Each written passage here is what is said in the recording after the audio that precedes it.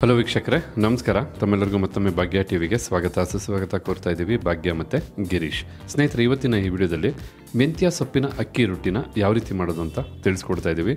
ಕಡಿಮೆ ಪದಾರ್ಥಗಳನ್ನ ಉಪಯೋಗಿಸಿ ಇನ್ಸ್ಟೆಂಟಾಗಿ ಬಹಳ ಬೇಗ ತಯಾರು ಮಾಡ್ಬೋದಾದಂಥ ರೆಸಿಪಿ ಇದು. ನೀವು ಒಮ್ಮೆ ನಿಮ್ಮ ಮನೆಗಳಲ್ಲಿ ಈ ರೀತಿಯಾದಂಥ ಅಕ್ಕಿ ರೊಟ್ಟಿನ ಒಮ್ಮೆ ಮಾಡಿ ನೋಡಿ. ಮನೆ ಮಂದಿ ಎಲ್ಲ ಬಹಳ ಇಷ್ಟಪಡ್ತಾರೆ ಅಂತ ಹೇಳ್ತಾ, ಹಾಗಿದ್ರೆ ಬನ್ನಿ ಮೆಂತ್ಯ ಸೊಪ್ಪಿನ ಅಕ್ಕಿ ರೊಟ್ಟಿ ಮಾಡೋದಕ್ಕೆ ಏನೆಲ್ಲ ಪದಾರ್ಥಗಳು ಬೇಕು, ಯಾವ ರೀತಿ ತಯಾರು ಮಾಡೋದು ಅಂತ ಈಗ ನೀವು ನೋಡ್ಕೊಳ್ಳೋರಂತೆ. ಅಕ್ಕಿ ರೊಟ್ಟಿ ಮಾಡೋದಕ್ಕೋಸ್ಕರ ಮೊದಲಿಗೆ ಒಂದು ಬಟ್ಲನ್ನ ತೊಗೊಂಡು ಬಟ್ಲಿಗೆ 2 ಈರುಳ್ಳಿನ ನೋಡಿ ಈ ಹದದಲ್ಲಿ ಕಟ್ ಮಾಡಿ ಬಟ್ಲಿಗೆ ಹಾಕ್ತಾ ಇರ್ತಕ್ಕಂಥದ್ದು. ಸ್ವಲ್ಪ ಉದ್ದುದಕ್ಕೆ ಕಟ್ ಮಾಡ್ಕೋಬೇಕಾಗುತ್ತೆ ಈರುಳ್ಳಿನ. ಹಾಗೆ 1 ಟೇಬಲ್ ಸ್ಪೂನಷ್ಟು ಜೀರಿಗೆ, ಇನ್ನು 4 ರಿಂದ 5 ಹಸಿಮೆಣಸಿನ್ಕಾಯಿನ ಎಷ್ಟು ಸಾಧ್ಯವಾಗುತ್ತೋ ಅಷ್ಟು ಚಿಕ್ಕದಾಗಿ ಕಟ್ ಮಾಡಿ ಬಳಸ್ತಾ ಇರ್ತಕ್ಕಂಥದ್ದು. ಈ ಎಲ್ಲ ಪದಾರ್ಥಗಳ ಜೊತೆಗೇ ಈ ಸಮಯದಲ್ಲೇ ರುಚಿಗೆ ತಕ್ಕಷ್ಟು ಪುಡಿ ಉಪ್ಪನ್ನು ಬಳಸ್ತಾ ಇರ್ತಕ್ಕಂಥದ್ದು.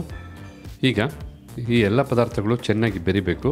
ಆ ರೀತಿಯಾಗಿ ಮಿಕ್ಸ್ ಮಾಡಿಕೊಂಡು ಕಲಿಸ್ಕೋಬೇಕಾಗತ್ತೆ. ಈ ರೀತಿ ಕಲಿಸಿದಾಗ ಈರುಳ್ಳಿ ನೀರು ಸಹ ಬಿಡುತ್ತೆ, ಜೊತೆಗೆ ಬಿಡಿನೂ ಆಗುತ್ತೆ. ಈರುಳ್ಳಿ ಎಲ್ಲ ಪದರವಾಗಿ ಬಿಡೋವರೆಗೂ ಚೆನ್ನಾಗಿ ಮಿಕ್ಸ್ ಮಾಡಿ ಕಲಿಸಿದ ನಂತರ ಈಗಿಲ್ಲಿ ಅರ್ಧ ಕಟ್ಟಳತಿಯ ಮೆಂತ್ಯ ಸೊಪ್ಪನ್ನು ಎಲೆಯಾಗಿ ಬಿಡಿಸಿ 10 ನಿಮಿಷಗಳ ಕಾಲ ನೀರಲ್ಲಿ ನೆನೆಸಿ, ತದನಂತರ ನೀರಿಂದ ಹೊರ ತೆಗೆದು ಆ ಸೊಪ್ಪನ್ನು ಬಟ್ಲಿಗೆ ಹಾಕ್ತಾ ಇರ್ತಕ್ಕಂಥದ್ದು. ಏಕೆಂದರೆ ಮೆಂತ್ಯ ಸೊಪ್ಪಿನ ಅಕ್ಕಿ ರೊಟ್ಟಿ ಆಗಿರೋದ್ರಿಂದ ಮೆಂತ್ಯ ಸೊಪ್ಪು ಬಹಳ ಮುಖ್ಯ ಆಗುತ್ತಲ್ವ. ಹಾಗೆ ಈ ಸಮಯದಲ್ಲಿ 2 ಕಪ್ ಅಳತೆಯ ಅಕ್ಕಿ ಹಿಟ್ಟನ್ನು ಸಹ ಹಾಕಿ ಸರಿಸುಮಾರು ಅರ್ಧ kg ಅಕ್ಕಿ ಹಿಟ್ಟು. ಅಕ್ಕಿ ಹಿಟ್ಟಿನ ಜೊತೆಗೇ ಅರ್ಧ ಕಪ್ ಅಳತೆಯ ಚಿರೋಟಿ ರವೆನ ಬಳಸ್ತಾ ಇರ್ತಕ್ಕಂಥದ್ದು. ಅಂದರೆ 2 ಕಪ್ ಅಳತೆಯ ಅಕ್ಕಿ ಹಿಟ್ಟಿಗೆ ಅರ್ಧ ಕಪ್ಪಷ್ಟು ಚಿರೋಟಿ ರವೆನ ಹಾಕಬೇಕಾಗತ್ತೆ. ಈಗ ನಾವು 1 ಕಪ್ ಅಳತೆಯ ನೀರನ್ನು ತೊಗೊಂಡಿರೋದು ಸ್ವಲ್ಪನೇ ನೀರನ್ನು ಹಾಕಿ ಮಿಕ್ಸ್ ಮಾಡ್ತೀವಿ. ಟೋಟಲಾಗಿ ಕಲಸಾದ್ಮೇಲೆ ಎಷ್ಟು ನೀರು ಹಿಡಿದಿದೆ ಅಂತೇಳಿ ತಿಳಿಸ್ಕೊಡ್ತೀನಿ. ಒಟ್ಟಿಗೆ ನೀರಾಗಿ ಕಲಸಕ್ಕೆ ಹೋಗಬಾರ್ದು. ತುಂಬ ಸುಲಭ ಈ ರೆಸಿಪಿ ಮಾಡೋದಕ್ಕೆ. ಬೇಕಾದಂಥ ಪದಾರ್ಥಗಳನ್ನ ತಯಾರು ಮಾಡ್ಕೋಬೇಕು. ಈ ರೀತಿ ಚೆನ್ನಾಗಿ ಅದನ್ನು ಬಟ್ಲಿಗೆ ಹಾಕಿ ಮಿಕ್ಸ್ ಮಾಡ್ಕೋಬೇಕು. ತದನಂತರ ರೊಟ್ಟಿನ ಸುಟ್ಕೋಬೇಕು. ಇಷ್ಟೇ. ಖಂಡಿತ ಈ ರೊಟ್ಟಿನ ಬಿಸಿಯಾಗಿ ತಿಂತಾಯಿದ್ರೆ ಒಳ್ಳೆ ರುಚಿನ ಒಳಗೊಂಡಿರುತ್ತೆ. ನೋಡಿ, ನೀರನ್ನು ಹಾಕಿ ಸ್ವಲ್ಪನೇ ಈ ರೀತಿ ಹಿಟ್ಟು, ಸೊಪ್ಪು, ಈರುಳ್ಳಿ ಎಲ್ಲನೂ ಚೆನ್ನಾಗಿ ಬೆರೆಯೋ ಹಾಗೆ ಮಿಕ್ಸ್ ಮಾಡ್ಕೊಳ್ತಾ ಇರ್ತಕ್ಕಂಥದ್ದು. ಕಂಪ್ಲೀಟಾಗಿ ಮಿಕ್ಸ್ ಆದಮೇಲೆ ನೋಡೋರಂತೆ ಯಾವಂದಾದ್ರವರೆಗೂ ಮಿಕ್ಸ್ ಮಾಡ್ಕೋಬೇಕು ಅಂತ. ಈಗ ಇಲ್ಲಿ ನೋಡ್ತಾ ಇರ್ಬೋದು, ಕಂಪ್ಲೀಟಾಗಿ ಚೆನ್ನಾಗಿ ಮಿಕ್ಸ್ ಮಾಡಾಯಿತು. ಒಟ್ಟಾರೆಯಾಗಿ ಈ ರೀತಿ ಕಲಿಸೋದಕ್ಕೆ 1 ಕಪ್ ಅಳತೆ ನೀರು, ಅಂದರೆ 250 ml ನೀರನ್ನು ಬೆಳೆಸಿರ್ತಕ್ಕಂಥದ್ದು. ಒಟ್ಟಾರೆಯಾಗಿ ಹೇಳ್ಬೇಕಂದ್ರೆ 2 ಈರುಳ್ಳಿ, 2 ಕಪ್ ಅಳತೆಯ ಅಕ್ಕಿ ಹಿಟ್ಟು, ಅರ್ಧ ಕಪ್ ಅಳತೆ ಚಿರೋಟಿ ರವೆ, ಹಾಗೆ ಅರ್ಧ ಕಟ್ ಅಳತೆಯ ಮೆಂತ್ಯ ಸೊಪ್ಪನ್ನು ಹಾಕಿ, ಜೊತೆಗೆ 250 ml ನೀರನ್ನು ಹಾಕಿ ಕಲಿಸಿರ್ತಕ್ಕಂಥ ಅಕ್ಕಿ ರೊಟ್ಟಿಯ ಹಿಟ್ಟು ಇದು. ಬೇಕಿದ್ರೆ ಒಂದು 5 ರಿಂದ 10 ನಿಮಿಷ ಇದನ್ನು ಹೊಂದ್ಕೊಳ್ಳೋದಕ್ಕೆ ಬಿಡ್ಬೋದು, ಅಥವಾ ತಕ್ಷಣಕ್ಕೆ ರೊಟ್ಟಿನ ತಟ್ಕೋಬೋದು. ಈಗ ರೊಟ್ಟಿನ ತಟ್ಟೋದಕ್ಕೋಸ್ಕರ ಒಂದು ಕಾಟನ್ ಬಟ್ಟೆ ಆಗ್ಬೋದು, ಅಥವಾ ರೊಟ್ಟಿನ ತಟ್ತಕ್ಕಂಥ ಶೀಟ್ ಆಗ್ಬೋದು ತೊಗೊಂಡು ಮೇಲೆ ಸ್ವಲ್ಪ ಎಣ್ಣೆನ ಹಾಕಿ ಎಣ್ಣೆನ ಮೊದಲಿಗೆ ಸವರ್ಕೋಬೇಕಾಗತ್ತೆ. ಎಣ್ಣೆನ ಮೊದಲಿಗೆ ಸ್ಪ್ರೆಡ್ ಮಾಡ್ಕೋಬೇಕು. ಈ ರೀತಿ ಎಣ್ಣೆನೂ ಹಾಕಿ ಬೆಳೆದಾದ ನಂತರ ರೊಟ್ಟಿ ತಮಗೆ ಯಾವ ಸೈಜಲ್ಲಿ ಬೇಕೋ ಅಷ್ಟು ಹಿಟ್ಟನ್ನು ತೊಗೊಂಡು ಒಂದು ಮೊದಲಿಗೆ ಉಂಡೆ ಮಾಡ್ಕೋಬೇಕಾಗತ್ತೆ. ನೋಡಿ, ಈ ಥರ ಕೈ ತುಂಬ ಹಿಟ್ಟನ್ನು ತೊಗೊಂಡು ಉಂಡೆ ಮಾಡಿಕೊಂಡ್ರೆ ಸಾಕಾಗತ್ತೆ. ಒಂದು ಚಿಕ್ಕ ಮೂಸಂಬಿ ಗಾತ್ರದಷ್ಟು ಉಂಡೆನ ಸಿದ್ಧ ಮಾಡಿರ್ತಕ್ಕಂಥದ್ದು. ಈಗ ಈ ರೊಟ್ಟಿನ ನೀಟಾಗಿ ತಟ್ಕೋಬೇಕಾಗತ್ತೆ. ನೋಡಿ, ಚಿರೋಟಿ ರವೆಲ್ಲ ಹಾಕಿರೋದ್ರಿಂದ ಭಾಳ ಚೆನ್ನಾಗಿ ಹೊಂದ್ಕೊಂಡಿದೆ. ಹಾಗೆ ರೊಟ್ಟಿನ ತಟ್ಟೋದಕ್ಕೂ ಬಹಳ ಹೆಲ್ಪ್ ಆಗ್ತಾಯಿದೆ. ಈರುಳ್ಳಿ ಹಾಗೆ ಮೆಂತ್ಯ ಸೊಪ್ಪನ್ನೆಲ್ಲ ಹಾಕಿರೋದ್ರಿಂದ ರೊಟ್ಟಿ ಸ್ವಲ್ಪ ಮಂದಕ್ಕೆ ಬರುತ್ತೆ. ರೊಟ್ಟಿನ ತಟ್ಟಬೇಕಾದ್ರೆ ಕೈಗೆ ಎಣ್ಣೆ ಬೆಳ್ಕೊಂಡು ರೊಟ್ಟಿ ತಟ್ಟೋದ್ರಿಂದ ಕೈಗೆ ಅಂಟೋದಿಲ್ಲ. ನೋಡಿ ಎಷ್ಟು ಸುಲಭವಾಗಿ ಅಕ್ಕಿ ರೊಟ್ಟಿನ ತಟ್ಕೋಬೋದು ಅಂತ. ಬನ್ನಿ ಈಗ ತಟ್ಟಿದಂಥ ರೊಟ್ಟಿನ ಬೇಯಿಸ್ಕೊಳ್ಳೋಣ. ಹೀಗಿಲ್ಲಿ ರೊಟ್ಟಿ ಸುಡೋದಕ್ಕೋಸ್ಕರ ಒಂದು ಕಾವಲಿನ ಬಿಸಿ ಮಾಡ್ಕೊಳ್ತಾ ಇರ್ತಕ್ಕಂಥದ್ದು. ಕಾವಲಿನ ಮೀಡಿಯಂ ಫ್ಲೇಮ್ನಲ್ಲೇ ಬಿಸಿ ಮಾಡ್ಕೊಳ್ಳಿ.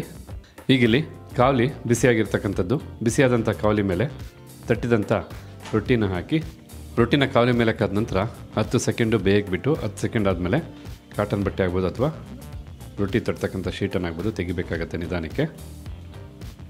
ಸ್ವಲ್ಪ ಬಿಸಿ ಆದರೆ ಈ ರೀತಿ ನೀಟಾಗಿ ಶೀಟನ್ನು ತಗೊಳ್ಳೋದಕ್ಕೆ ಹೆಲ್ಪ್ ಆಗುತ್ತೆ. ನೋಡಿ, ಮೇಲ್ಮೈ ಎಲ್ಲ ಹಸಿ ಇದೆ, ಸ್ವಲ್ಪ ರೊಟ್ಟಿ ಬೇಯ್ತಾ ಇದೆ. ಕಂಪ್ಲೀಟಾಗಿ ಬೇಯಬೇಕು. ಈ ಸಮಯದಲ್ಲಿ ಮೇಲೆ ಸ್ವಲ್ಪ ಎಣ್ಣೆನ ಹಾಕಿ 1 ನಿಮಿಷ ಮೀಡಿಯಂ ಫ್ಲೇಮ್ನಲ್ಲಿ ಬೇಯಿಸಬೇಕಾಗತ್ತೆ. ನಾವಿಲ್ಲಿ ನಮ್ಮ ಅಡುಗೆಗಳಲ್ಲಿ ಸನ್ಪ್ಯೂರ್ ಅವರ ಫಿಸಿಕಲಿ ರಿಫೈನ್ಡ್ ಸನ್ಫ್ಲವರ್ ಆಯಿಲನ್ನು ಬಳಸ್ತಾ ಇರ್ತಕ್ಕಂಥದ್ದು. ಏಕೆಂದರೆ ಈ ಎಣ್ಣೆಯಲ್ಲಿ ರಿಚ್ ಆಗಿರ್ತಕ್ಕಂಥ ವೈಟಮಿನ್ಸ್ A, D, E ಹೇರಳವಾಗಿದೆ.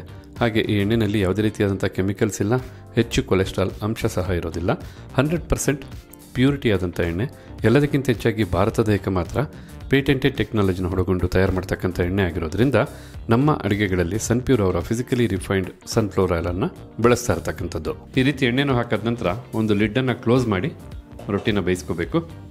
1 ನಿಮಿಷಗಳ ಕಾಲ ಮೀಡಿಯಂ ಫ್ಲೇಮ್ನಲ್ಲಿ ರೊಟ್ಟಿ ಬೇಯಬೇಕಾಗತ್ತೆ. ಒಂದು ಕಡೆ ಮತ್ತೊಂದು ಕಡೆನೂ ರೊಟ್ಟಿನ 1 ನಿಮಿಷ ಬೇಯಿಸಬೇಕು. ಲಿಡ್ಡನ್ನು ತೆಗೆದಾದ ನಂತರ ಓಪನ್ ಆಗಿ ಬೇಯಿಸ್ಕೋಬೇಕು. ನಿಮ್ಗೇನಾದ್ರು ಅಕ್ಕಿ ರೊಟ್ಟಿ ತುಂಬ ಗರಿಗರಿ ಆಗಬೇಕು ಅಂದರೆ 1 ನಿಮಿಷ ಬೇಯಿಸೋ ಬದಲು 1.5 ನಿಮಿಷ ಹಬೆನಲ್ಲಿ ಬೇಯಿಸಬೇಕಾಗತ್ತೆ. ಹೀಗಿಲ್ಲಿ 1 ನಿಮಿಷಗಳ ಕಾಲ ರೊಟ್ಟಿ ಚೆನ್ನಾಗಿ ಬೆಂದಿರತಕ್ಕಂಥದ್ದು. ಈ ಸಮಯದಲ್ಲಿ ಲಿಡ್ಡನ್ನು ಓಪನ್ ಮಾಡಿ ಮತ್ತೆ ರೊಟ್ಟಿನ ಮತ್ತೊಂದು ಕಡೆಗೂ ತಿರುಗಿಸಿ ಮತ್ತೆ ಉಳಿದಂಥ 1 ನಿಮಿಷ ಬೇಯಿಸ್ಕೋಬೇಕಾಗತ್ತೆ. ನೋಡಿ, ಸ್ವಲ್ಪ ನಾಜೂಕಾಗಿ ಈ ರೀತಿ ತಿರುಗಿಸ್ಕೋಬೇಕು ರೊಟ್ಟಿನ. ಈರುಳ್ಳಿ ಸೊಪ್ಪು ಎಲ್ಲ ಇರೋದ್ರಿಂದ ನೀಟಾಗಿ ಹೊಂದ್ಕೊಳ್ಳುತ್ತೆ. ರೊಟ್ಟಿನ ಬೇಯಿಸೋದಕ್ಕಾಗ್ಬೋದು, ತಿರುಗಿಸಿ ಬೇಯಿಸೋದಕ್ಕಾಗ್ಬೋದು, ಬಹಳ ಹೆಲ್ಪ್ ಆಗುತ್ತೆ. ಅಷ್ಟೇ ಅಲ್ಲ, ಬಿಸಿನಲ್ಲೇ ರೊಟ್ಟಿನ ತಿನ್ನೋದ್ರಿಂದ ರುಚಿ ಮಾತ್ರ ಅಮೋಘವಾಗಿರುತ್ತೆ. ನೋಡಿ, ಈ ರೀತಿ ರೊಟ್ಟಿ ಮೇಲ್ಮೈನ ಪ್ರೆಸ್ ಮಾಡಿದಾಗ ಸುಯಿ ಅಂತಕ್ಕಂಥ ಸೌಂಡ್ ಬರಬಾರ್ದು. ಆ ಥರ ಬಂದಿಲ್ಲ ಅಂದರೆ ಖಂಡಿತ ರೊಟ್ಟಿ ಚೆನ್ನಾಗಿ ಬೆಂದಿರುತ್ತೆ ಅಂತೇಳಿ. ಈಗ ಬೆಂದಂಥ ರೊಟ್ಟಿನ ಹೊರತೆಗೆಯೋಣ.